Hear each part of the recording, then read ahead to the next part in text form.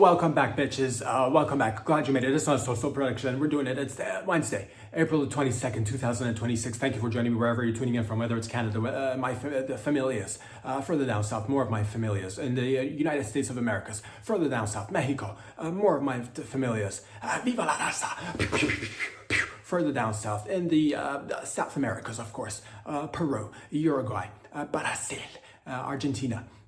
Over there in Africa, Zimbabwe, Tanzania, over there in Cote d'Ivoire, over there in Nigeria, the Congo,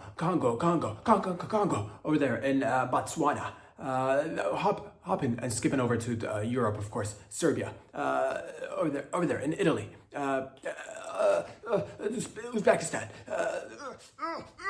you just over there in Asia. I'm talking about the Philippines. I'm talking about Thailand. I'm talking about India, Bangladesh, over there, and New Zealand, of course, Australia, South Pole, North Pole, under the water, in a boat, swimming in the ocean, skydiving. If you're midair, skydiving. Thank you for tuning in right now. Quit paying attention to the mountains and worrying about, oh, am I gonna crash or what? It doesn't matter. You're gonna just watch the videos and enjoy while you're up there. Hello to the animals out there. Hello to humans, of course. Midgets. Talking about, freaking, people with like alopecia. Hello. Other people who are, I'm talking about, just fucking, if you're like, missing limbs. Hello to you too. Aliens. Interbreeding with humans also, hybrid human alien people as well, or whatever you are. Bionic folk, people who are, half people, but like, fucking, amputated bits and pieces. It doesn't matter. No judgment here. As long as you're swinging dick and licking puss and or squeezing a tit. It is suns out. It is tits out. Let's get right into it. Thank you for joining me once again. My goodness. Let us not forget the albino community, of course. Them little fucking, them red-eyed devils love ya.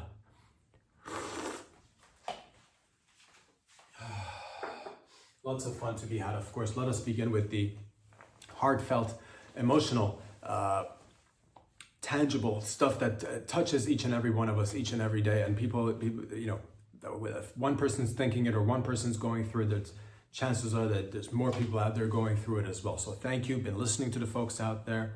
The questions keep on coming in, and people are asking for a little bit of assistance, and I'm glad to be of service.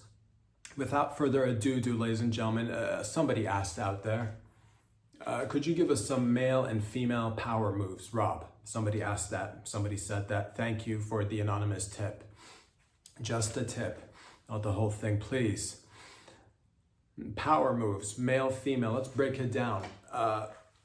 I would suggest this. It is summertime, okay? It's spring/summertime. We skip spring. We skip spring and fall in Canada. I don't know where you are, but we get like 2-3 weeks of spring and fall, and then it just transitions into either really cold or fucking scorching heat, which is nice, because again, it's jiggly wiggly city out there. You know what I'm saying? Yes, wiggly jiggly over there, bouncing up and down in the tightest of pantaloons. Yes, sir, we are here drinking that iced tea on the porch and enjoying the bouncy. Ladies and gentlemen, power moves. Let us not get distracted. I would suggest if you're a male and you're like, oh, what is one power move that I could always rely on? Walk into any room, walk into any space, own the space, take up the space, give up the space, be in charge, be large, dominate, establish power. A simple rule, fellas, and I'll get to the ladies next. Fellas, this is pro tip, all right? Pro tip 77, lead with your cock. Lead with your cock. All right? Lead with the cock. That's what you do. Any room you enter cock first. A lot of people like to, they think for men you have to, have your chest out or like, proper posture, or like, oh, maybe I should open the door with my hands and enter swinging hand first. No. Lead with your cock. What am I talking about? You gotta lean back. All right? Forget proper posture. Forget all that. All right? You wanna own a room. You lead with the cock. All right? You lean back, push the cock, push the bulge out. You wanna push that bulge out. All right? I would suggest don't even use your hands. Don't even use do everything as you use your bulge to open the door to any, you're about to go to a meeting. You're like, oh, fucking Scott's behind me. I wonder how he's going to be performing in this merger. You want to, again, assert dominance as quickly as possible. Lean into the door, cock first, squeeze the handle, rotate it, pull it down before you have a seat at the table, all right? Wait for everybody else to sit. Lean and put your cock slightly on the edge of the table. Just hang it there for 10, 15 seconds. All right, 1 Mississippi, 2 Mississippi. Count all the way to 15. Slide off of the table, lean back into your chair. Wait till everybody sits. Do not be one of those people that's like, I gotta sit down first. No. You wait for everybody to sit down, because that way they'll have, again, eye level with your cock. Eye level with your cock will give you that advantage. So that's, again, just one pro tip that goes a long way. You're like, family reunions coming along. How do I assert dominance amongst the cousins and the aunts and the uncles and the grandpappies and the mama jammas? Lead with your cock. You pull over. It's a barbecue. Open the car door using nothing but your cock. All right. Push out. Move into the crowd. There's different circles. Chit chatting. Bump into the circle. Cock first. Don't even say anything. Cock first. Engage cock first. See how people treat you. See how farther you go along in life, and doors will just start opening up for you, because why? You led with your cock first. All right, don't be one of these like, oh, I gotta, a lot of times I've seen people who are taller, 6 feet and above. Sometimes they'll be like, I gotta go small to make everybody else feel comfortable, hunching over, and that's terrible. Straight up, you stand up straight, cock out. All right, I'm talking about 6+ fellas, 6++, cock out. Anybody below, also cock out. All right, that's how you dominate. Of course, there's a pro and con of this video, because we do touch, billions of people's lives. After everybody sees this, I guess everybody's gonna go out there and you're gonna have 1 billion people, leading cock first. But I can't help the scope of these videos. It's just what it is. Excuse me. Yeah, guilty, trying to help, sorry. You know what I'm talking about? But that's just for the fellas. And ladies. Same concept applies to you. We are leading with our gifts, all right? We lead with our gifts. Most of you are equipped with 2 tits. Some of you are, unitit, but we're not judging nonetheless. Work with however many number of tits you are given. Lead with tits first. And a lot of people are like, oh, you mean just stand up straight? Once again, a good posture, not good enough. Not good enough, ladies, all right? To my bitches out there. You want a dominator room? You want people to pay attention? Chest out, cleavage maxing, all right? It should be extremely low. I don't understand if you have a beautiful cleavage, why it should be covered with too much material, especially given the fact that we just came out of like winter. For, if you experienced, I don't know, leave a lot of cleavage. I want debris to get caught in the middle of it. I want like squirrels, flying squirrels to, think that that's a good, place for, building a little nest. I want little chirping little fucking birds to come in there and, just, pick up little pieces of, shrubbery and wood off the ground and start building a nest in your cleavage. Lead with the tits first. Open the door, not using your hands, not using the cock that you don't have, but your tits. Bounce them off against the doors. If they don't, try to minimum. Okay, I get it, because, tits are up here, door handles are, somewhere around waist level. Maybe slightly use your hand, but like use your tits to push open the door, all right? Sitting down, same rule applies to you. Wait till everybody sits down. Adjust your tits. A lot of females don't adjust their tits, and that sucks, because 9 out of 10 females don't adjust their tits, and it's just bad for blood flow. That's why you sometimes have like, slightly differing size tits, because you're not adjusting as much. Adjust the tits, lead first, tits out, and that's how you dominate a room. Again, this works with family members, this works with colleagues, potential, if you've got any competition, fucking tits out, address it, tit first. So you're welcome out there. These are power moves for males and females, all right? So jot it down. And again, it's first come, first serve. I know you're like, you just gave 8 billion people tips on how to be more powerful and assertive. And I guess we're all leveling up today. Ladies and gentlemen. Jesus. So congratulations to you. And if anybody asks, you didn't hear it from us. No, that's not. No, tell them you heard. No. Take it back. If anybody asks, you tell them exactly where you fucking heard it. Glad You Made It. Social Productions is where you heard it. That's what turned your fucking life around. You fucking tell them, you son of a bitch. Keep it all to yourself. Tell at least 3 people that you know.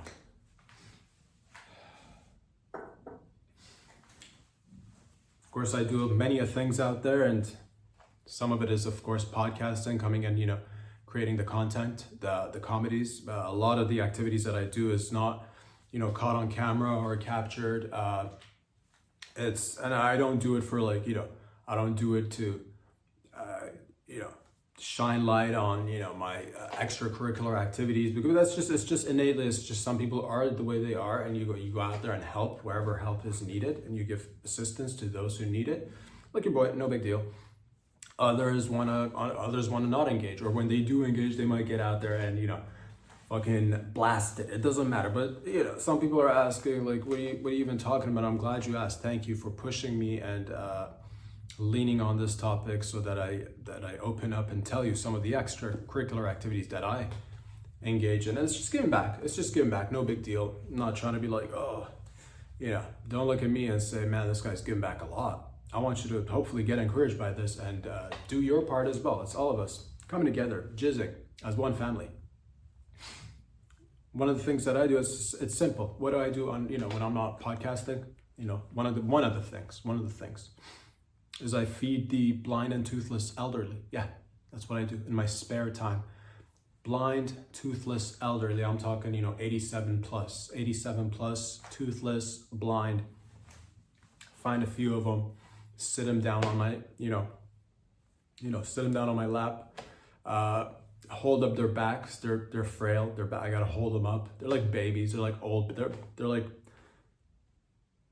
old babies. They're B babies. Because newborn babies are A babies. These are old. These are probably like Z babies. Actually, they're no good. Is what I'm trying to tell you. But nonetheless, we love them. So I prop them up on my lap, hold their back up. And they're coming in and out of it, most of these guys and gals, because they're friggin' old. They're 87, 125. I blend the food because they can't chew. They don't have teeth. That's hence the toothless. And I make sure it's like a smoothie essentially. And I scoop it up with a spoon and I just put it in their mouth. But the problem is though, because they're blind too. These are blind, toothless, elderly. All right, talking 137, 145 years of age. Can't see anything, can't chew anything. And I just slowly but gently fucking, put it in their mouth. Eat it is what I tell them, eat it. And it is difficult, I'm not gonna lie. It is difficult work, it's a thankless task. Sometimes it's not my fault, I got that steady hand, dog. It's their necks, it's their fragile, brittle bones, and it's just everything's falling and cracking. I gotta tilt up the head. Sometimes I do hit them in the corner of the mouth and it gets a little bit around their, I do clean it up. I'm like, fucking open up. They can't hear either. They can't hear, which is half the problem. Because you gotta like, open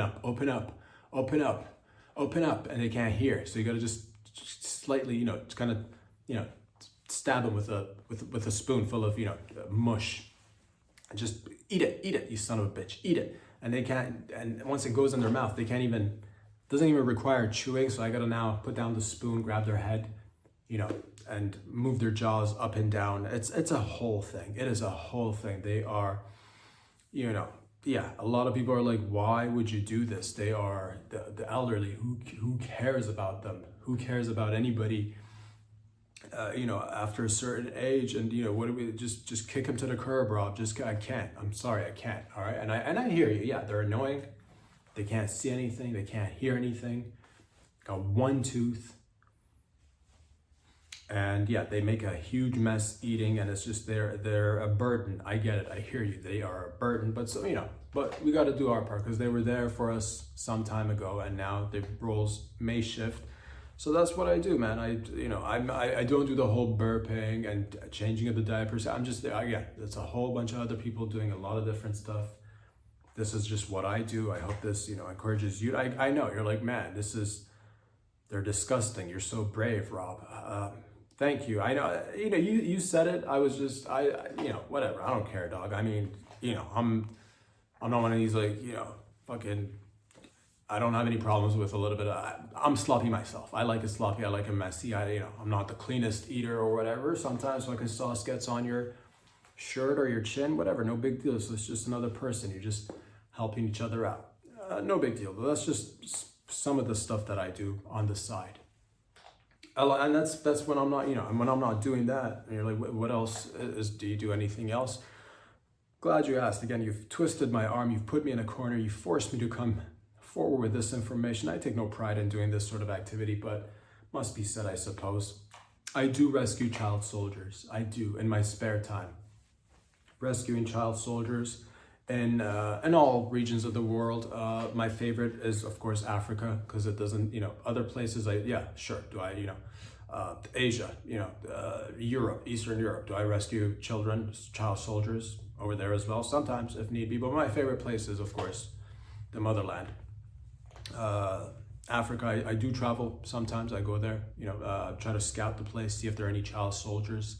Watch them play with their guns. They're shooting up all sorts of, the drugs sometimes you see that are created in certain circumstances are just, it's crazy. It's unbelievable, but the ingenuity is there. You could see the human spirit in these children's eyes. Once the mosquitoes and the flies clear away from their eyes, some of it is just, it's just a lot of flies. It's a lot of flies and a lot of mosquitoes, so you can't see their eyes. But after the sun starts to go down, it does tend to clear up, so you can see their eyes and you can see human ingenuity. And of course, by then they're mostly high, and it's crazy, like 9, 10, 11, 7 years old high. So you can't see their eyes clearly, but you can see something in there. And I scout these little groups out, just, I go in there with, a couple of machetes, a couple of AKs, a couple of hand grenades, a couple of ninja stars, a couple of nunchucks, a couple of differing sizing knives, small knife, an extra small knife, a medium-sized knife, a large knife, an extra large knife, and double XL knife, triple XL knife, quadruple XL knife. And you're like, is that, crossing the border between, knife to sword? And, it's depending on your judgment, depending on your upbringing. If you're raised right, that triple XL knives are still considered knives, but anything above that quadruple XL knives sometimes may be mistaken for either machetes and or swords, but that's for the novice. We know what the difference is between a knife and a sword, and I do carry multiple swords. Go in there, scout the place. It tends to be what are we dealing with? You're like, who do you gotta take out? Boko Haram, no big deal. Just Boko Haram, fucking in there. Do a little bit. I put the makeup on. I gotta, because I gotta go. You're like, are you talking about like, war paint? Yes and no. It's not your typical, like, this isn't, there's the frogmen, there's the Navy SEALs, there's, Team SEAL 6, there's Delta Force, I'm just a, private contractor, so I do full blackface. I do want to, whenever I go to any region, I want to blend in. Don't be one of these guys and gals that stands out like a sore thumb or a sore cock, or a sore puss, depending on your biology, of course. Don't be one of these people that sticks out like a sore tit. Full black, head to toe, get in there. I sometimes even shrink down to look like a child soldier. I sometimes engage in child soldiering myself, just to scout the place, or to give myself the time to do recon. And one by one, I just fucking go in there and take out the, start off from the top, take out whoever's in charge, take them out one by one, and one might be, do the old sneak behind the back, grab the throat, grab the mouth, make breathing difficult, slowly but surely make your way down to the earth, cuddle, or, I guess we call it in the profession, we call it cuddle. Some people might be like, are you talking jujitsu? It's male to male cuddling at that point, but like it's your last night. That's why we call it the cuddle, because this time you ain't gonna be the big spoon, motherfucker, and it's cuddle time. That's what we call it. Cuddle, gently put him down, talking about, throwing ninja stars, and it's, some areas are not, some areas are rural, so it's not the best lighting. I have accidentally may have injured a few child soldiers in the midst of the throwing of the ninja stars. Later, of course, they were attended to and given first aid. You're asking, did we lose any children? I mean, some say they were lost to begin with, so I don't want to, thank you. I don't want to put the whole responsibility on myself, because it's just too much burden, to be honest with you. Most of them tend to be rescued, and yeah, it's just one of those things. It's thankless, and I don't mean to say this so that you get encouraged and go out there and rescue child soldiers or feed the elderly who are blind and toothless and are sloppy, disgusting humans. I'm not telling you to go do any of these things. I'm just recounting a few events over the past few days. And yeah, it's just good to be part of the team. Thank you very much for joining me once again, ladies and gents. Let me get a sip of this bad boy.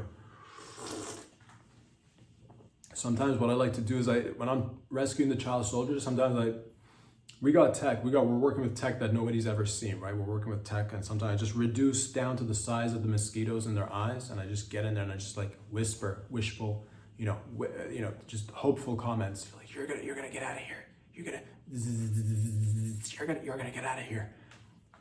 I say it. Go through their ear. You're gonna be safe. You're gonna be safe. And I do that for because you can't just barge in. I gotta, miniaturize myself, get in their headspace, meet them where they're at, everything's gonna be all right. Try to get, they're coming at me, they're fucking trying to smack me because I'm like a little fly mosquito, and I get it, nobody likes a mosquito or a fly, but again, try to do your best. I'm not, again, advocating you should go out there and do these things, but nonetheless, we're all doing our part. What have you been talking about? It's Wednesday.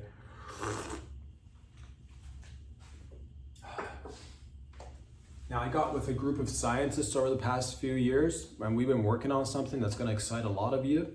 If you were out there, you're like, man, oh man, science needs to fucking, take it to the next level, doggy. Science needs to do something important, and science did.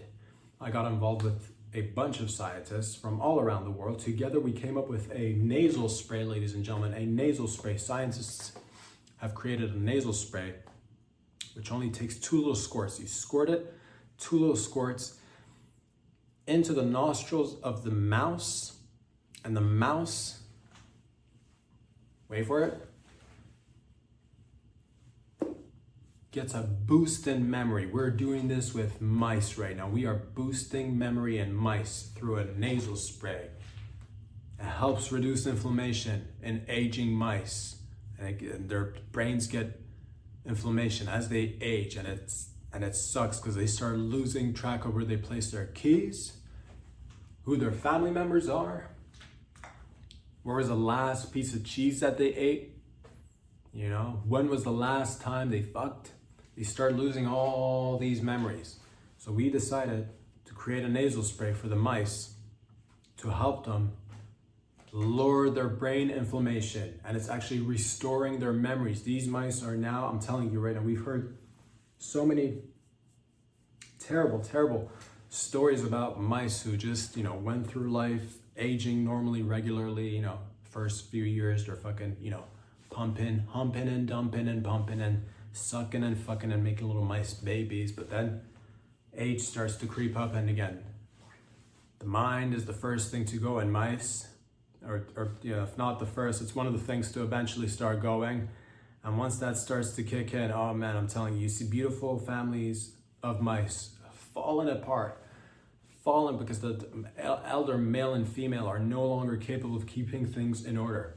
The young mice are running amok, not attending school, or whatever it is that mice do. I mean, like, you know, they start going to the streets, street mice, and that's when they start, you know, getting dirty, and that's when we start seeing dirty fucking rat, and that's when they become rats, and it's horrible. And all of this is due to, I guess it's mice dementia or Alzheimer's. Alzheimer's doesn't matter. It's brain inflammation in the mice, right? And we did that because we care about animals. And everybody was asking, God damn it, we got to do something about brain inflammation for mice, and we did. All right, yeah, sure. Are there more? Are there more important things to do out there? You're like, should we be focusing on like getting rid of cancer, or completely getting rid of AIDS? Like we've come a long way with AIDS, but like yeah, sure, we could focus on cancer and be fucking selfish, or we could give back to the mice community, to rodents, to vermin. All right, because they don't have mouths, they can't talk. Like, I mean, they do, but they can't express themselves, and it's one of those things that just gets fucking brushed under the rug. You know, yeah, nobody cares about mice memories, people say. Nobody. Why should we? Well, it's a large community out there, and we made a difference together, ladies and gentlemen. Yes, of course, we could have focused on something else, something that's, you know, pertaining to humans, whatever. Doesn't always have to be about you. All right, one time we're like, let's reach out to the animal community. Let's give back. All right, you all enjoy Ratatouille. You all enjoyed cartoons of mice. They're beautiful, they're cute. All right, so we're actually going out there helping legitimate mice, actual animals. Next, we might be, you know, erectile dysfunction in elephants. We're trying to cure that as well. If you're wondering, yeah, it's not just mice brain functions that we're focused.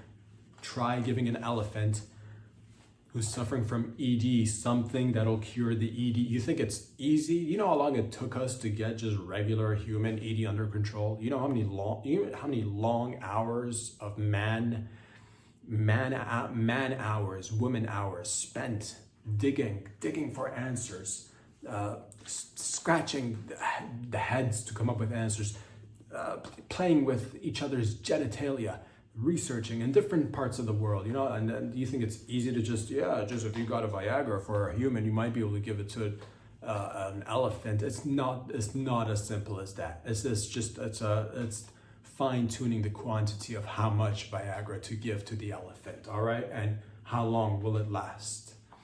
So we're working on different stuff. So I'm glad you guys are into, you know, and if you enjoy, you know, helping animals like I do, then I hope this got you off, because I know it did. It did for me. Fucking did for me.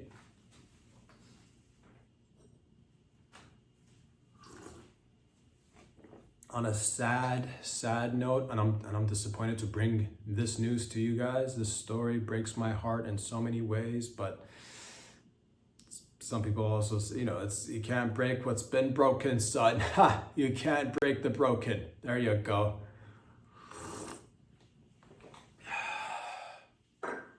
The UK, the United Kingdom government came out and said that they're banning smoking for people who are born after 2008, and it's despicable. It's, in my opinion, in my humble opinion, if I may, ladies and gentlemen, try to be the, you know, just a voice out there. It's sad, because again, how will children grow up to be young adults, and how will people be cool in the future? How will people, you know, relieve a little bit of stress? How will people engage in conversation? And what will people do with their hands moving forward? What will people do with their mouths? Because we are, after all, an oral species. You know, not 100%, but oral. We're big fans. That's what we said from the beginning. Since the dawn of mankind, oral, we're big fans. Somebody said it in the midst of the darkness before fire was invented. Oral, we're huge fans. People chanted, aga booga, aga booga. And they said, oral, we want it. And guess what? Shortly after, fire was invented, and that's when we were actually capable of doing proper oral, because you can't see that well in the dark. The point is, ladies and gentlemen, how will people have any autonomy, have any freedom to just mess around and be people, and burn objects and put it in their mouth, and take a toke or two and inhale a smoke, and then blow out that said smoke, and then maybe disappear once the smoke has been dispensed, or stay in the same place and continue to blow out more smoke. The point is, it's a freedom of choice issue. It's one of those instances where it's on the surface it may look like, yes, the governments want to come in and do things for your best intent, they have your best intentions in mind and in heart, and they just want to take care of you. It may feel like that, but what's next? We start with banning smoking for anyone born after 2008. We start banning driving for anyone born after 2008. We start banning, while we're at it, why don't we just ban drinking too? Why don't we ban drinking as well? And why don't we ban going to the gym because you could hurt yourself at the gym? Why don't we ban surgeries? Why don't we ban, reading? Why don't we ban movies? Why don't we ban music? Why don't we ban anything that may harm you? What if we just ban you from going out? Because anytime you step out of the house, you might get hit with a car. A whole pride of lions might just run through your neighborhood and just tear you 5 new assholes. So let's just ban you from doing anything for your safety and protection. Good God. Why don't we ban people from having sex? Because how many people have pulled muscles during sexual activities? Why don't we just ban you? You can just ban it. Have sex once in separate locations, which is not even sex at that point. Why don't we just jerk you off and grab a woman's egg when she's releasing it into the wild, as women tend to do? Then women, they run off into the world. Just our time of the year, hatch an egg, and they run off and they scurry like little witches, drop an egg and just fucking fly off on their broomsticks, and there you go. Why don't we just go after them, pick up their eggs, and put you in a room where you can jerk off and then merge the two together and then make a lab-grown baby? Why don't we just ban humans altogether for the sake of safety and comfort? You're like, man, you sound really passionate about smoking, because look what they did. They removed it from restaurants and airplanes, and yet we are finding non-smoking women are getting lung cancer. What the fuck is all that about? So if you find yourself having regrets right now, I suggest try Camel for a smooth flavor.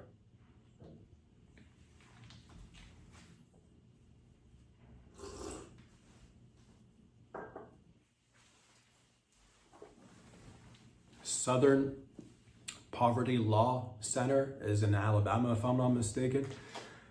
They're getting indicted because they got dykes in them, apparently. The DOJ looked into the Southern Poverty Law Offices Center in Alabama, and they're like, there seems to be a bunch of dykes. You're about to get indicted. Dyke. And Kash Patel opened his jacket and just released a whole bunch of dykes from the FBI. Dyke, indictments. Yeah, apparently the Southern Poverty Law Center is an advocacy group, I guess, that goes out there, that's supposed to go out there, advocate for, social rights and services and equality and all that jazz. And they were doing that. In the meantime, why are they being indicted? Not just because of the dykes that they carry within their premise, but also because they reached out to, I guess, white supremacist groups out there. They donated or gave money or funneled money or bankrolled white supremacists. Apparently they funded white supremacists upwards of $3 million. And again, it's a whole investigation going on. The FBI, Department of Justice, is looking into it. Yeah, these guys spent $3 million plus for white supremacist groups. And, I think they gave like $200,000 to a KKK member or an operative or a head KKK member. Somebody in the KKK got $200K apparently, and it's one of those sad situations because again, it's services paid for but rendered. Not quite sure. Spent $3 million to get white supremacy services, and I don't know if you guys and gals have seen any out there, but I have not. So it just goes to show you, do your research before you pour your money into any group really, because these guys, again, Southern Poverty Law Center, paid for white supremacy. I've not seen anything. I've not seen $3 million worth of white supremacy products, services, ads, movies, music, anything, really. Nothing, barely anything. You're like, yeah, maybe, you know, Kanye for a little short while had a little stint, but that was private. That was a private member of society doing their own thing. It wasn't even affiliated, and he's not even a, you know, so it's not. But again, do your. I don't like the whole, you know, rating and reviewing and leaving stars on things and leaving comments in terms of, I don't like the services here, I'm gonna Yelp it. I've never, you know, I'm not that type of person myself, but sometimes I guess it's good to know, because people do go pay good money to get services, and it's like you can't even trust your white supremacist groups anymore to pay them. You pay them good money, millions of dollars have been spent, not one fucking rally. No clan, not even a meeting, not even like, you know, no dialogue, no saluting of anything while dressed up in the robes, no head dragon, nothing. For $3 million, somebody got swindled. They spend good money, and yeah, not even like, I don't know, what do white supremacists do? I don't even, not even a burning cross, nothing, not even a like, zero, for $3 million, you get a whole lot of things for $3 million. Still, I know times have changed with inflation and all, but still, it's still a lot of money. Like, you spend $3 million for white supremacy. You got to get, something for your buck. Nothing, zero. I've seen nothing. Maybe you guys have seen something. I've seen nothing. I've seen zero, nothing. So be careful out there is all I'm trying to tell you. Do your research before you go out there to any group, whether you want to donate, whether you want to give, whether you want to just, contribute, whatever it is. Make sure they're reputable. Make sure that they are, given proper goods and services back. Because that's, what kind of world do we live in where you go out there and you give your hard-earned money, you're like, I'd like to invest in some white supremacy. I like to, and they're like, yeah, we're totally white supremacists. We're going to totally do it. Yeah, we're affiliated member, KKK group, and you're like, oh, finally, because I've been fucking looking all over. It's so hard to find white supremacist groups. It's so difficult. Thank you, brother. And you give the so-called KKK member 200 G's, and you're just like fucking sitting there, waiting, like. And they don't tell you much. They're like, yeah, we'll take the money. That's fucking white. It's gonna be white. It's gonna be super white. It's gonna be really the supremacy is we're gonna be oozing with supremacy and whiteness. It's gonna be like, yeah, you better. Fucking paid you $200,000. Can't wait. You sit there. Days go by. You're like, man, I bet they're fucking cooking up some white supremacist shit. I wonder what they're gonna do. And you gave them like, it's carte blanche. You're like, for creativity, it's it's. You do with it what you want. And you're like, man, a few weeks have gone by, but I bet these boys are probably fucking cooking. They're cooking. Nothing. You hear nothing. Months go by, years go by, nothing. And it's just a damn shame. And that's the erosion of trust. We gotta, as members of society, we gotta come together and, when we say we're gonna do something, when you open up a store, when you provide something, you gotta be there for people, man. You can't just be all, no, I'm gonna take the money and not do my job. That sucks. Like, you go to a mechanic shop, you want your car fixed. You go to a restaurant, you want to eat food.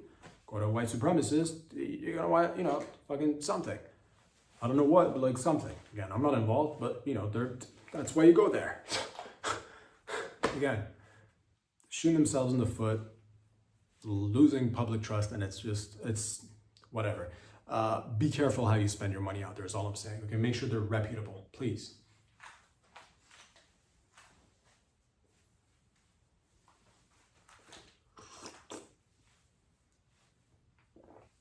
Somebody asked, how do I spit in her asshole? That's a good question. That's a solid question. How do I spit in her asshole? Tricky, because on the surface it may seem like, oh, no big deal, just, spit in her asshole. What's the big deal? Friends, family members, please, let us not,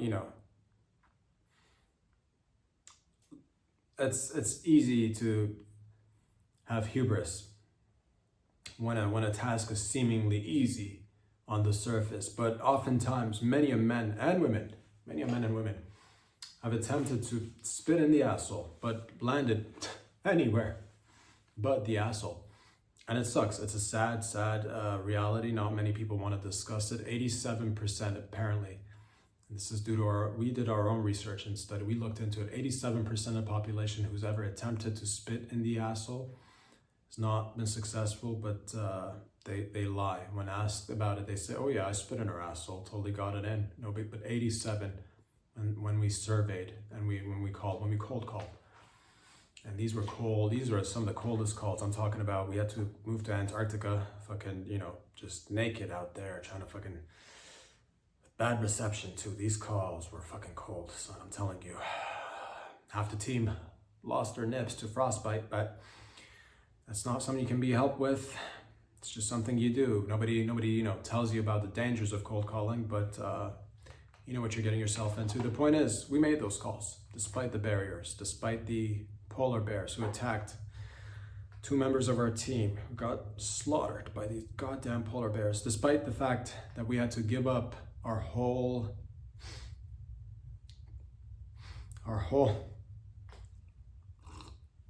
stash of Coca-Colas to the fucking polar bears. We've still managed to fight them off and continue to make our cold calls. And we got the results, ladies and gentlemen. It's much more difficult to actually get the spit in her asshole. What I'd like to say is start off with, you're like, it's her asshole. It's, I throw it, she should catch it. It's not as simple as that, friends. All right, amigo? Ask yourself this. Is it not your responsibility to make sure you are hydrated enough so that when you are about to make that deposit, that spit deposit, so that you get enough liquid, all right? Because a lot of people, they talk about it, they want to do it, they go up to bat, and they get that dry mouth. They get that dry mouth. Next thing you know, what is it? Barely anything in there. And they're barely getting anything out. Yeah, I got it in her asshole. No, you didn't. Why? Because guess what? Previous nights you've been up partying, drinking heavily with no water intake. No, you're not rehydrating. And the next day you're like, I'm just gonna roll up and spit in her asshole. No chance. I mean, yeah, sure. Could it be done? Yeah, I'm not gonna be like, yeah. There are anomalies who could do a few nights of partying and show up the next day and still spit in her ass. But typically speaking, you want to make sure you're hydrated. That's the key component. The second component is a lot of people get excited and I've seen this happen in the wild. People try to spit in her asshole while she's got her pants on. Dude, gotta remove the pants, man. You got to remove the pants.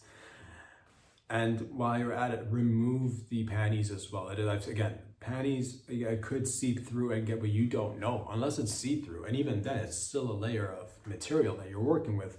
Don't be this headstrong, I get it. We were all young. I get it. At one point, you're like, my spit can get through any fabric, no matter what. You're fucking 21. You're like, I can spit through steel if I wanted to. And you could. Yeah, you got, you're 21. It makes sense. We've all been there. But after a time, you want to just slow it down, give yourself a little bit of room, open it all up. Good lighting. Component number 3, good lighting.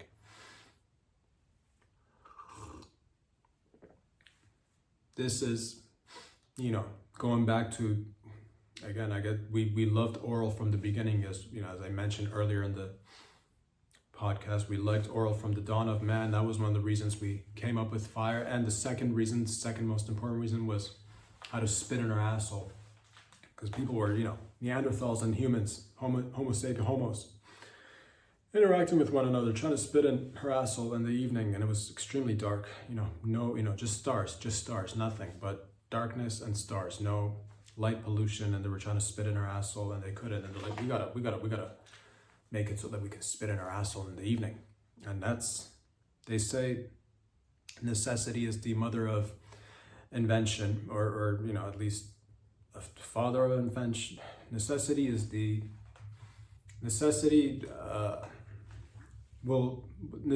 fucks with invention. Relations, there's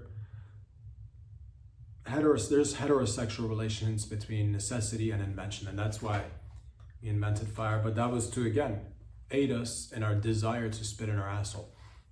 So lighting, all right. Distance is the fourth, my friends. Distance, proper distance. I've seen people people who get too, they get like, oh, I spin her asshole from like a foot, distance. It was just a foot between us, and I'm gonna try to move up and try to like spin her asshole from across the room. I've seen people blow out their entire backs because they're like, oh, I'm just gonna walk to the other side of the room and quick turn over the shoulder, spin in her asshole. And you do that too quickly.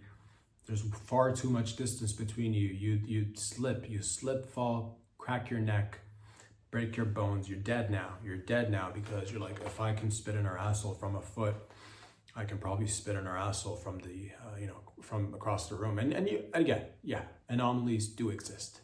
Yeah, sure. But I'm just talking everyday spit in her asshole. How do you do it?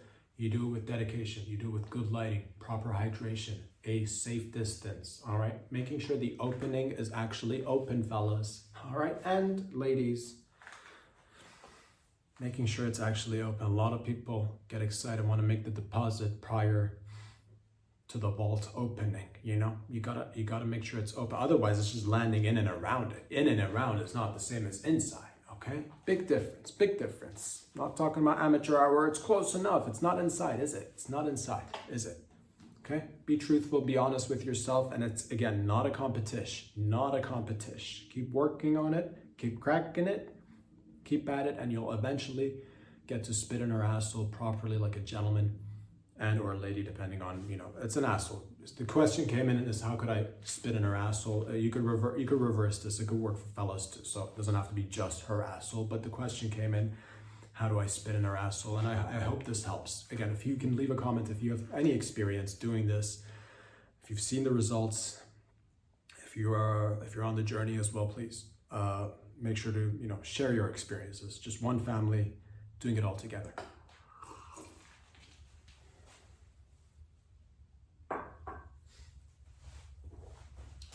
The same time, somebody else came and asked the question, Rob, can you help me out? They said, and I said, you don't have to ask me twice.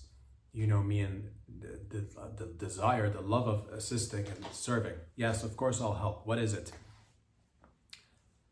I'm about to give birth, somebody said, and I don't want to look like a total pussy. And can you help me out? Sister, you're not alone out there. Thank you for that one. Stephanie, let's just call you Stephanie. Stephanie, you're not alone out there. I know oftentimes it's depicted in movies and in Hollywood and in social media and tabloids, newspapers, books that child rearing or giving birth to a child is meant to be painful, or it's meant to you're gonna squirm and you're gonna cry and you're gonna sweat and you're gonna look like a total pussy. You're gonna look like a total bitch doing it too. You're gonna whine and you're gonna moan and it's gonna be painful and it's gonna take hours. I'm telling you right now, it doesn't have to be so. Sisters, it doesn't have to be so. It's your constitution. It's how you go into the birthing experience, all right? It's if you are looking, because a lot of times we mimic what we see. How do I become a good baseball player? Oh, I gotta watch baseball players playing baseball, How do even children learn language? By looking at their parents. How do we do anything? A lot of it is through observation. So you've seen the vast majority of women giving birth are, foreheads wrinkled, beads of sweat dripping down their face, grabbing their husbands and or the female lovers. Oh, this is so painful. And the whole thing, the whole shebang, looking like a total pussy. It's your constitution. You got to just go in there with a mindset that I'm not going to experience pain. Lube up your legs. Lube up your legs. Lube up your legs. Lube up your legs. I'll say it thrice so it sticks, ladies. A lot of people, a lot of women go in there and they want to just have that baby slide out.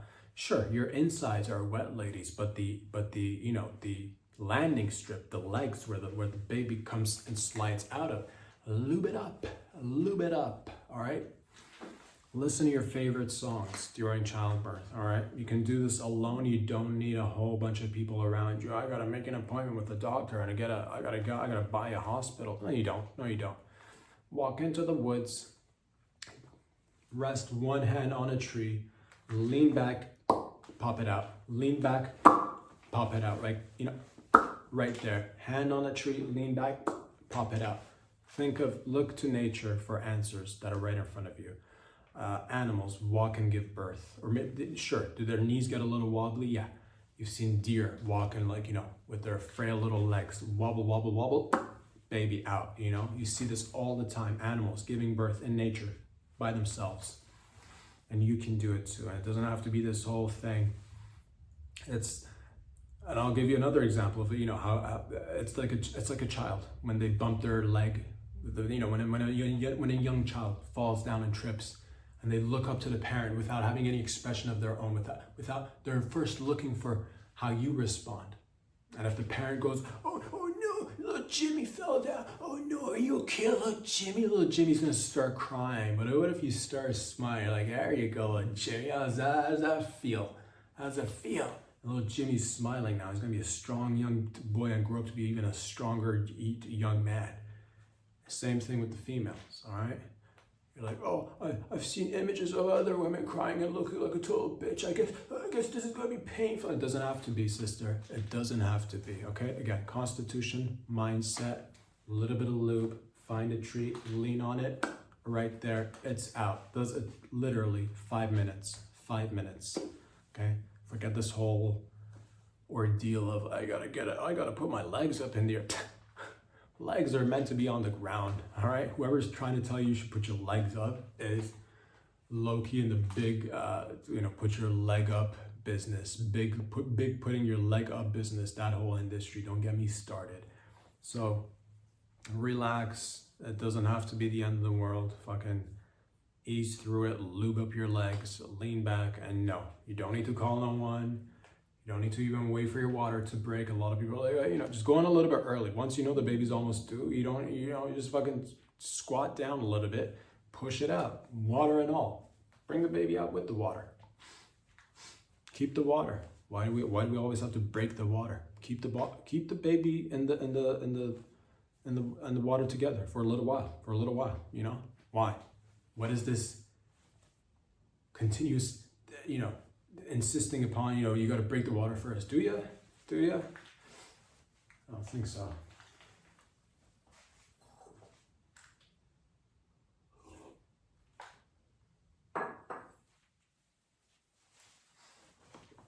A circus barrier collapsed in Russia. This is I don't know if you guys and gals have seen this. If you have not seen it, it was a short snippet, but there was a longer story to it. Of course, there's a circus in Russia. There's like 3, 4 maybe tigers. They're doing their tiger dance.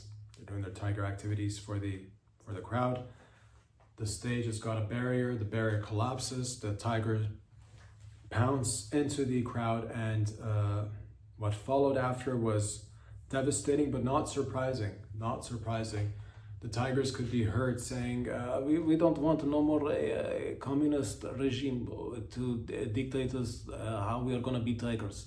That's, and they're like, down with the barriers of communism. They said that these tigers had enough of communism. So they finally fucking like, we don't like making the same amount of everybody. Igor, one of the tigers, he doesn't tiger as much as the rest of us, and he's not good. And so they were angry because they're all, again, communist tigers making the same amount of money. And they're like, down with the barriers, laissez-faire, free market. I want to make more money. And they said that, these tigers said that. I don't believe anybody got hurt. It was a demonstration as to what the power of just your desire to, want something better that could do for it. And they did that. They broke those barriers. They systematically worked together.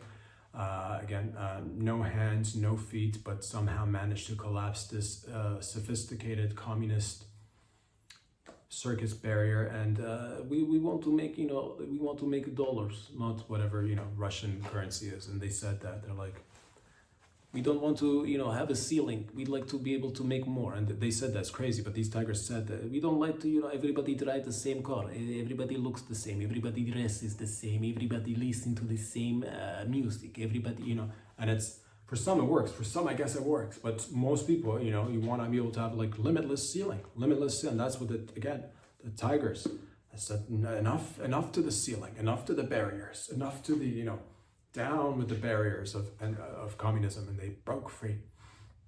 And of course, soon after, I'm not quite sure if you guys have seen this part or not, but Vladimir Putin apparently attacked. He just jumped out of the crowd and attacked the tigers, subdued them, and has got control over the tigers once again. So we'll see. We will see what happens and unfolds after. But again, these animals tried their best, and it's sad because you see, right here in the West, we see it all the time. Fucking tigers are, driving fucking Ferraris, wearing brand clothing, and not just because not just of the brand, but because they can afford it, and they do that, and they're like eating like three steaks per day, breakfast, lunch, dinner. It's steak and eggs, drinking champagne, having enough money to call hookers, and they get hookers. They get all the blow, they're fucking gambling, having a good time. Showing up to UFC events. You might have seen a few tigers show up to UFC events, fucking chucking their keys at the valet and rolling up and just fucking, just eating half a deer by the cage as the fights go on. But this is America. These are cats in capitalism, and it's sad to see so many cats that are stuck in communism, just trying to pull down the barriers. It's sad, but whatever. It is what it is, and of course, our hearts go out to the communist cats out there, but they're trying. You want the goods? You know where to come. You know what I'm talking about.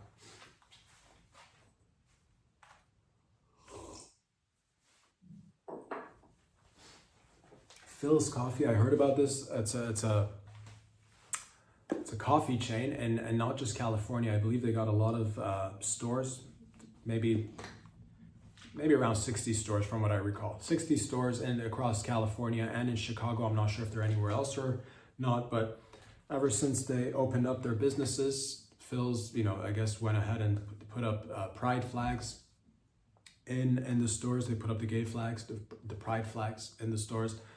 Recently, past few weeks, I think, or month or so ago, they're like, you know what, we're gonna just like redecorate and take down the pride flags. No more pride flags. We want to go in for redecorative purposes, for the feng shui, if you will.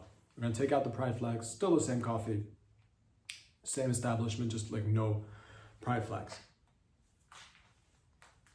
They did that, they got a little bit of pushback, and then they decided to revert back and put the pride flags back into the stores.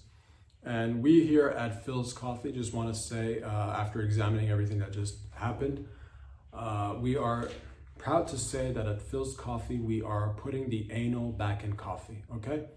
Because we weren't sure. We were gonna just, initially our hearts were like, you know what, let's just remove the flag. There doesn't need to be a gay flag or a pride flag, because we're inclusive already. It doesn't have to be, you don't need to, come and get coffee and wonder if it's friendly to everyone, because we are in our society. That's the way we are. We're past that. We're past that.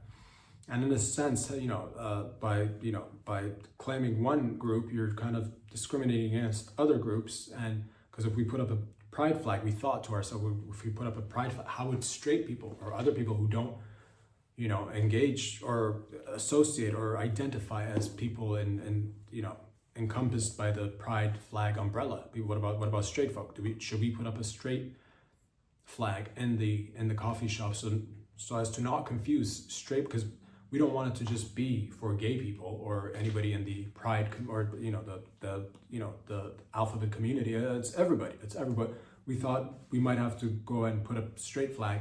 That was just too much. That was going to be too many. And we thought we should just put up just one flag, American flag, and that should be the only flag. All right, each just put up the American flag, and that's America, and that's what we are, and that's who we are, and everybody is under that flag. We're that community, which includes everyone.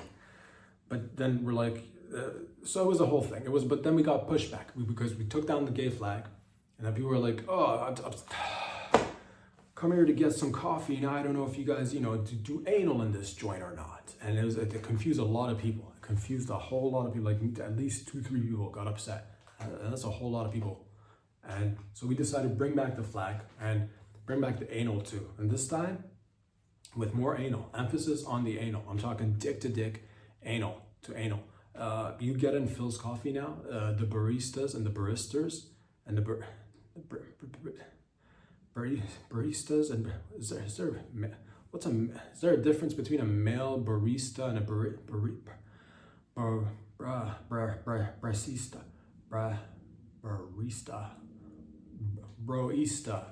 Broista is brasta. It's a Rasta barista. I don't know, to be honest. It doesn't matter. The point is, ladies and gentlemen, the point is that we after pushback, we pushed back, because that's what you do. When somebody pushes back, you push back.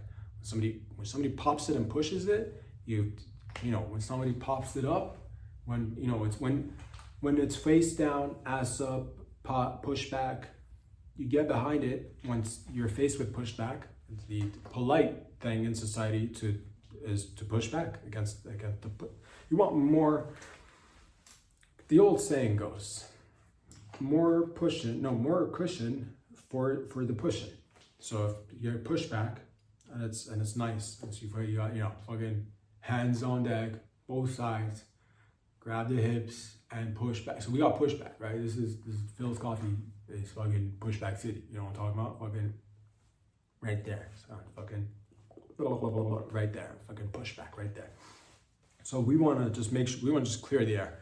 You come to Phil's Coffee, our baristas are going to be making anal coffee. So they're going to be doing anal and doing coffee and mixing. Sometimes we don't use stirring sticks. We stir the coffee with our cocks. The foam in our frappuccinos, the foam on top.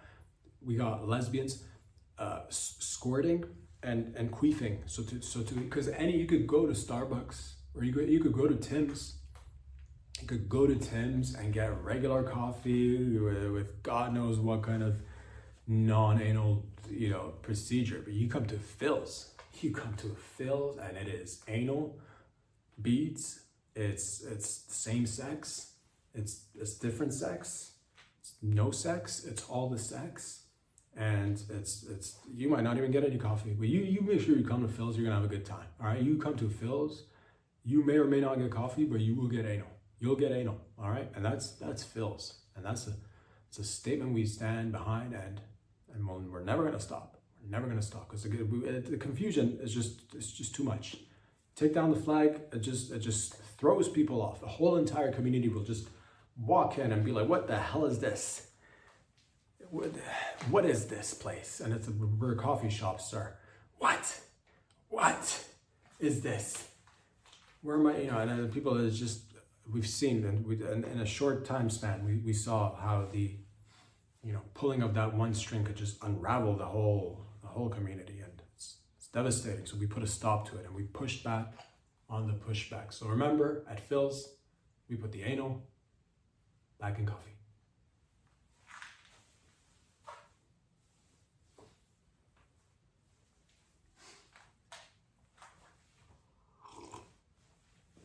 A pro surfer named Brett Burley was recently in the middle of the water somewhere on his boat fishing. Despite the fact that he's a pro surfer, this time he decided to dabble in fishing. And obviously he's got his GoPro out, or he's got his camera out, and all of a sudden he's caught himself capturing footage of shark in the middle of a shark feeding frenzy. And he's just capturing this video, and there's a ton of sharks, like a whole lot of sharks. I don't know how many, too many sharks, some say. And he's in the middle of this and making it all about himself. I'm pro surfer, Brett Burley. Look at me in the middle of a shark feeding frenzy. Look at these sharks trying to eat and eat some fish, and I'm in the middle of it. I'm a pro surfer. Surf's up, cowabunga. Oh, let's catch some waves. That's fucking gnarly, bruh.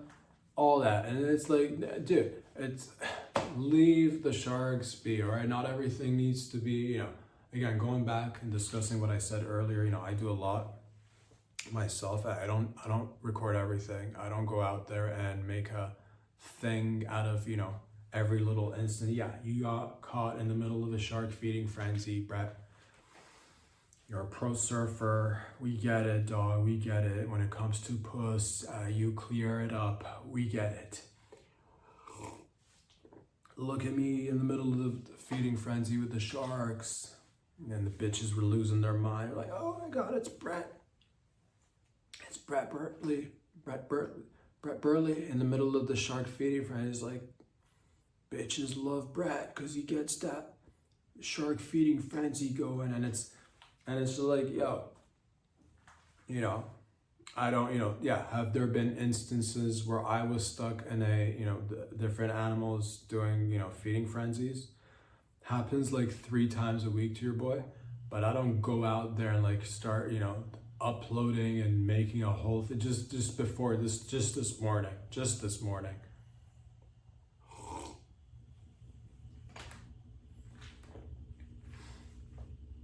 Alligators fucking surrounded me as I was outside smoking here in Toronto. Fucking alligators, dog. Feeding frenzy city, like 200 of them fucking came out of the woodworks, and I'm just like, I don't even care. I'm gonna just stand here, gators, and have a drag, and I'm not gonna post it. I'm not gonna just fucking be like, look at me, alligator feeding frenzy. And that was just this morning, just like less than 36 hours ago. Same sitch, but with bears. No big deal, with bears. And you're like, which color? I don't see color. Like, it was dark. That's why I couldn't see anything. It was dark. I couldn't see. If it was black bears, but I could hear them.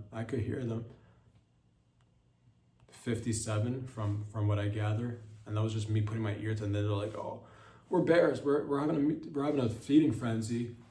It was just like salmon. You could just, the amount of salmon that flew by my face. Yeah, just having a drag.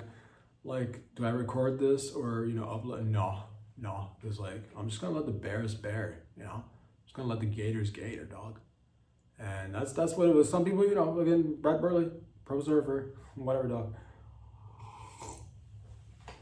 All about me, But this is not as bad as what followed after. This one just irks me in all the wrong ways. A skydiver decided to fly into the scoreboard before the Virginia Tech game kickoff, ladies and gentlemen.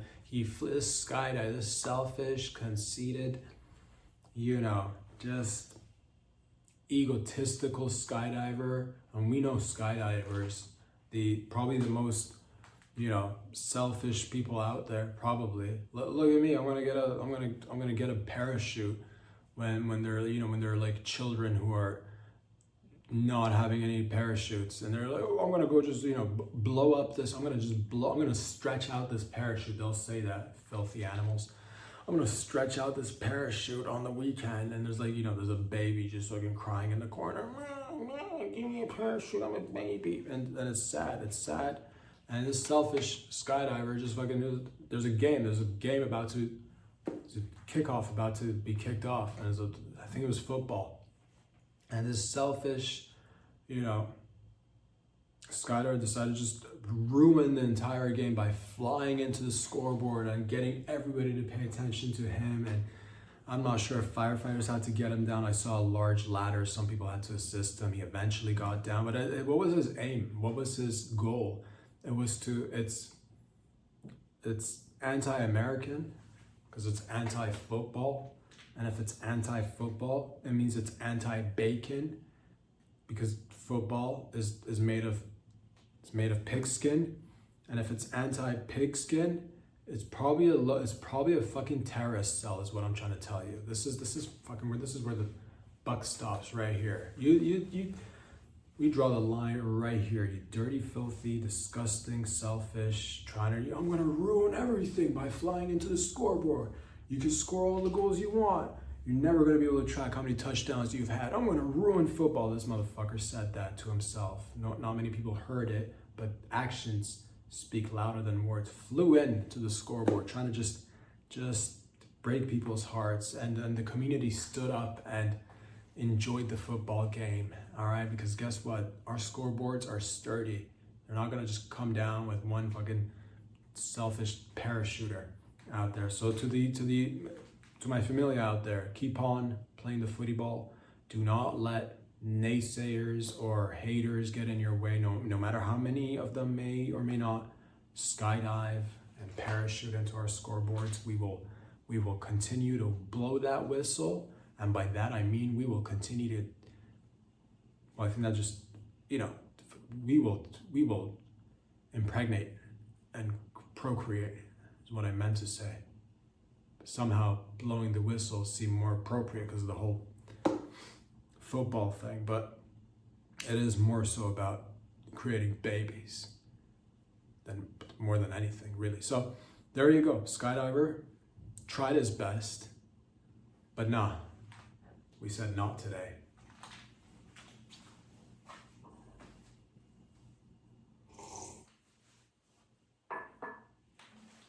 Singer Shane McKinley and his partner Michael Baum, they're a gay couple who got a baby, and they made a little short video with the baby inside in the video. They videoed themselves with the baby. One of them is holding up the baby. I'm not sure if it's Shane or Michael. One of them is holding up, I think it's Shane. He's holding up his baby, and his partner is right there somewhere. I don't know if he got captured on camera or not, but you could hear them both in the video with their baby. And the baby cries out as they're holding the baby up. The baby's like mama or mommy, and it's a pure display of this homophobic baby, this fucking bigot baby. There's a bigot baby out there. This bigot baby crying out, not capable of seeing that it doesn't have a mommy. Clearly a male figure is holding you up, and clearly you hear another voice, and that's another male figure right next to him or close by. So you hear two male voices, yet this homophobic baby, this bigot baby, or BB, short for bigot baby, says mama, mama, and then it just shatters, breaks the hearts of these two gay men because this baby's homophobic. To that I say, gays and the babies, babies who hate gays, babies versus gays. I don't think they should go together just because gay people are, we look at the gays, and by that I mean the lesbians too. We look at them and say, man, this is supposed to be the funnest group of people out there. Technically, if not, if there was no, scientific intervention, if you would have just left it up to quote unquote, no assistance, there'd be gay couples with no babies. But now you could adopt. Now, with science, technology, you could, make a baby in a lab, get a surrogate, get an IVF, fucking snort a baby through a glory hole out of a woman's womb, whatever. It doesn't matter. The point is, that it's these times. It's these times we live in it. And yeah, because babies are the epitome of responsibility. Gays are supposed to be fucking fun. And babies are not fun. Babies are not fun. Babies are, babies aren't, whatever, you can say whatever. Yeah, babies are cute, babies are adorable, babies are, but they're not fun. Babies are not fun, okay? Name one fun place they went to and you're like, oh, I gotta bring this baby here. Zero play. Your brain just melted because you try to come up with a place where you take your fun baby with you, and you exploded because you couldn't think of a place. You're dead now because you try to figure out that little juggernaut. The point is that, yeah, I say get rid of that baby to Shane McKinley and Michael Baum because it's an adopted baby. Get a pro gay baby if you're gonna get one. I don't advocate it. I don't. Because again, taking the most fun, wholesome, free, free-spirited community, and then I can hold it down with a baby. Why? Whatever. I suppose there is better, there are better babies out there. Return this one. You got a lemon. It's a homophobic baby, and you can't, And if it's starting to be like that this early, then I don't know.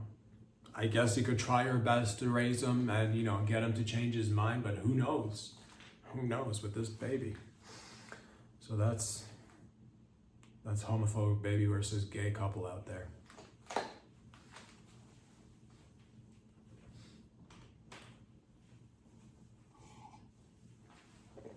A swimmer died at the Texas Ironman triathlon, and I don't know what to tell you. Don't be a pussy. Don't be a little bitch when you show up to the Texas Ironman triathlon. If you're gonna, I'm a swimmer, I'm just gonna show up to the Texas. This is the Texas Ironman. All right, it's in the name, Ironman, not pussy boy. All right, if you're gonna die swimming, not sure if he was a swimmer. I'm not sure if he died, but he tried. He tried because he's a triathlete. I'm gonna just come in and triathlete. You know, triathletics, triathlete, triathlon. I'm gonna try athlon. You can't just try an athlon. It's the Ironman. All right, not made for little soy boys and little fucking, you know, estrogen, you know, fucking saggy tits and like fucking chewing on soybeans and just, you know, drinking soy milk and fucking, you know, wearing sandals and shit. That's how you die. So it's in the name. I don't even know this, but it reaffirms what we already know about the Ironman. And this one's in fucking Texas, all right? Home of the brave, home of the rattlesnakes, and home of, I don't know. I gotta familiarize myself more with like Texas lore, but nonetheless, it doesn't matter. It's the fucking, you know, it's fucking, you know what it is. It's Texas. It's hot.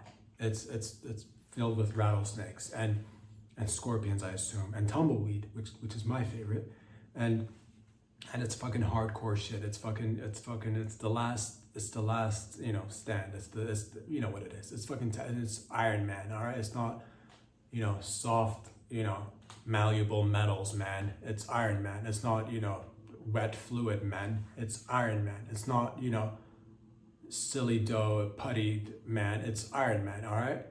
So you come right, or you come correct, or you don't come at all at the Iron Man. All right, and you just quit fucking around with trying to be an athlete. All right, whatever. You're either an athlete or you're not. Triathlon. All right. Swimmer, he died. Lesson to the rest of you out there. Don't be a pussy and show up and die and try to ruin a good thing. Fucking show up and just compete. I don't know if I'm gonna die or not. I hope I don't bruise. I hope my nipples don't bleed. Little bitch. Trying to give a bad name to the Iron Man and athletics in general. What is a triathlon? Anyone can just walk in and just like try. You know, it's for grown-ups, I'm assuming. So you've had a chance to try triathlon. You know, or is it a multiple? Is it a bunch of sports together? Or how many sports is a triathlon then? If it's multiple sports. Start with one athlon. Start with one athlon. If it's a number, if it's a numbers, you try with one instead of coming in on, you know, just fucking dry, no stretching, no athlon. And I'm gonna do like 3 athlons. Do monoathlon. Do iathlon, or do a biathlon and it takes dedication to find bisexual athletes to do biathlon, but that's where we separate the wheat from the chaff, and fucking find your group. Don't just waltz in there and then die and try to ruin it for everyone.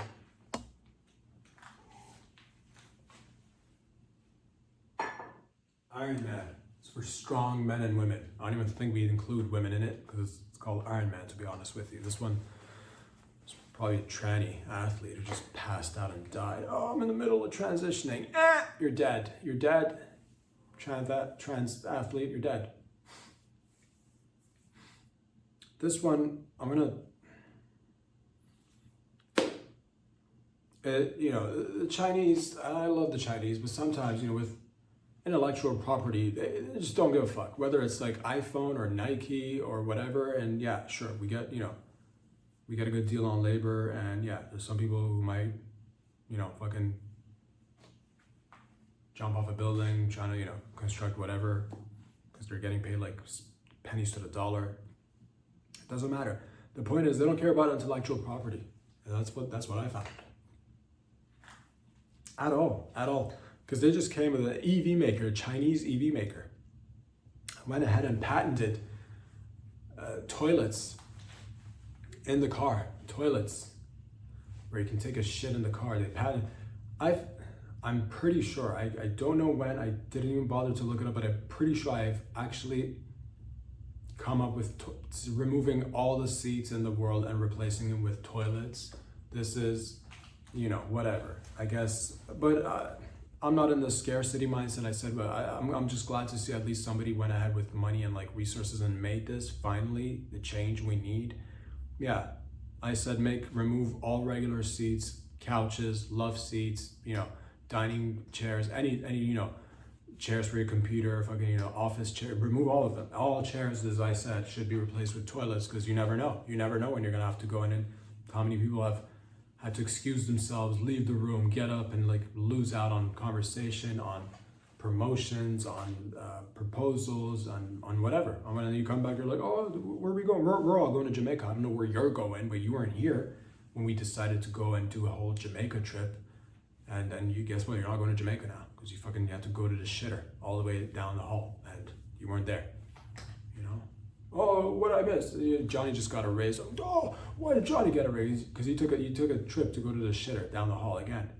Missed out on the promotion. Johnny had the common sense to shit his pants at least and deal with the aftermath later.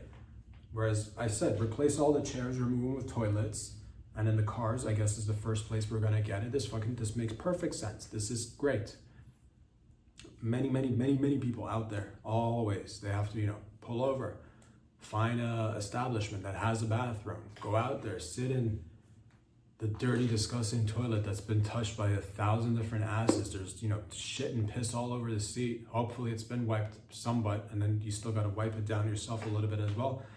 And yeah, all of a sudden your precious, your sacred ass is now touching just 1,000 different asses from all around the world. It's ass city. You might as well just fucking, why don't you just fucking give up right now, go to the streets and start sucking dick and eating random ass. You might as well do that. If you're using public bathrooms. But the Chinese said, no, people should, have their own bathrooms and toilets in the car. So now you can travel with family, friends, or solo. And whenever there's a field to go, when nature calls, Chinese EV manufacturers said, we'll be there to answer. And then now you can pull down your pants behind traffic and just fucking, you could eat while you drive, and if it's a self-driving car, I'm not sure if it is, but technically you could just be like, force feed yourself to eat, be driven at the same time on the highway, and shit at the same time. That's like doing a whole lot of multitasking. So eat, shit, and drive is the future. This is where we're at. I'm a little disappointed to not get any, no